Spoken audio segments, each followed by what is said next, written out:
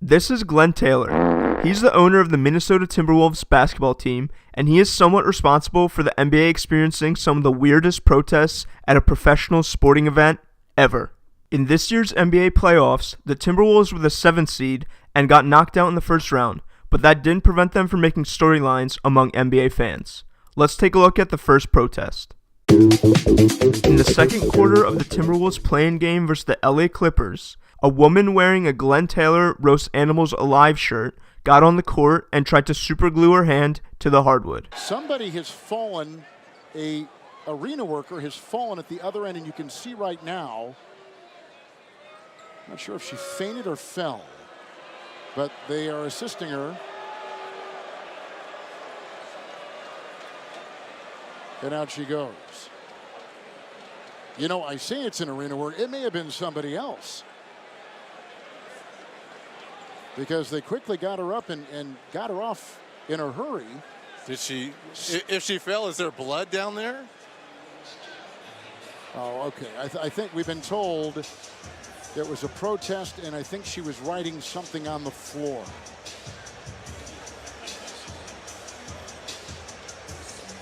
Maybe it was. I've seen so many Reggie Miller Wendy's commercials. I don't know what I'm going to do if I see one more. Probably writing Baconator down there or something, that's right? That's exactly right. So whatever it was, she is gone, and the graffiti or whatever she was doing on the floor is being wiped away. Allie, what do you see down there? I know that wasn't you doing the graffiti, but what was going on? It's worse than graffiti. I was just told by security that she apparently had glue, and she glued herself to the floor. And she refused to lift her wrist up. And I don't mean to laugh, but this really happened. She glued her wrist to the floor, and they were trying to pull her off, and she was resisting, trying to keep her wrist glued down to the court. It was a protest of some sort, I'm assuming. Allie? I think that's a fair assumption. I'll get some clarity on the purpose of it, or maybe we don't talk about it again, or maybe depending on what the answer is. I've never seen that before. This is the first for me, and I've been around the game close to 30 years. Arena security removed the woman from the court, and then she was taken to be disciplined. She was not arrested, but given a citation and was also banned from the Target Center Arena for a year. Her stunt became popular on the internet, and hashtag #GlueGirl was trending on Twitter. In Game 2 of the first-round series between the T-Wolves and the Grizzlies, another woman chained herself to the basket stanchion wearing the same Glen Taylor Roast Animals Alive shirt in the second quarter. There's another protester here, and I believe she's chained herself to the stanchion. She's chained herself to the stanchion. And this is going to happen, I think. You know, this is like it's a little sleeper cell of chicken protesters. We've got a sleeper cell of. Well, oh man. We're being told by the truck that she's been there for a while and nobody noticed, which they're gonna just break that thing off. There she is. She just pulled off her top. You know, she had a towel on, and I think she was trying to look like maybe she was part of the ball crew. And now they get the chain off and they're carrying her off. The people in Memphis have no idea what's going on right now.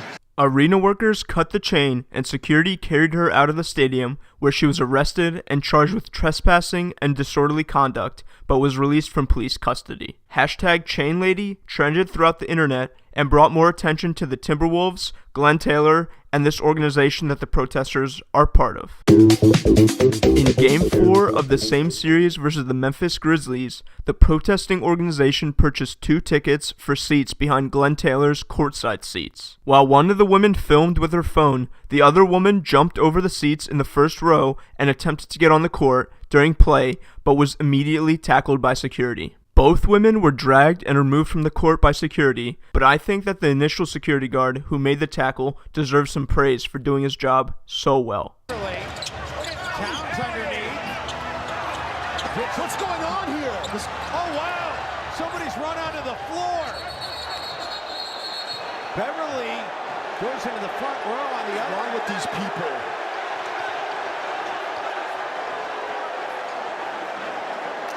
And there's somebody else here who's trying to They're going after Glen Taylor. And they're going after... People are insane.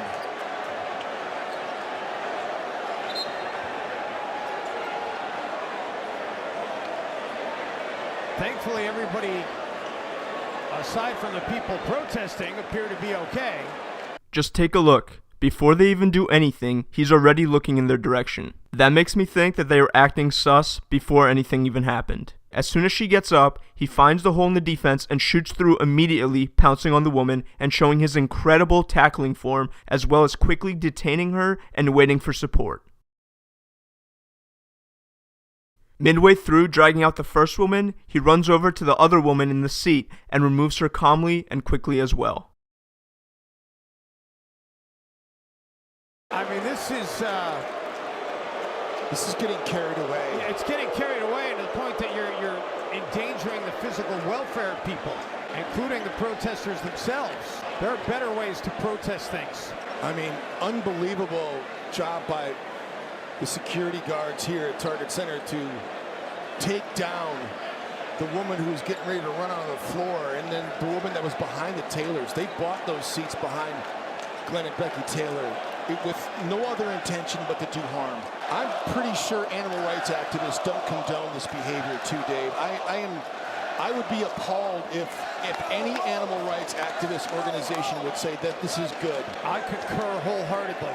I understand you have a message that you want to get out and you feel like it's important, but you're crossing major lines. A photo of the woman being escorted through the arena hallways began circling the internet because she was dressed like an NBA referee. Apparently, the initial plan was for her to stand in front of Glen Taylor and eject him from the game like NBA refs eject players. The organization behind all three of these protests is known as Direct Action Everywhere, or DXE, and they claim to be, quote, a global network of activists working to achieve animal liberation in one generation, end quote. They kept protesting at Timberwolves games because the team's owner, Glen Taylor, is also the owner of Rembrandt Enterprises, a colossal factory egg farm in Iowa. This past year, an avian flu was going around, and this farm killed 5.3 million chickens to prevent the spread. They use the ventilation shutdown plus method, which kills chickens by suffocating them from gas or heat. DXE thinks of these methods as being animal abuse and created these protests to bring awareness to their cause. These viral moments likely brought a lot of attention to the organization, so I'm sure they are really happy with the results.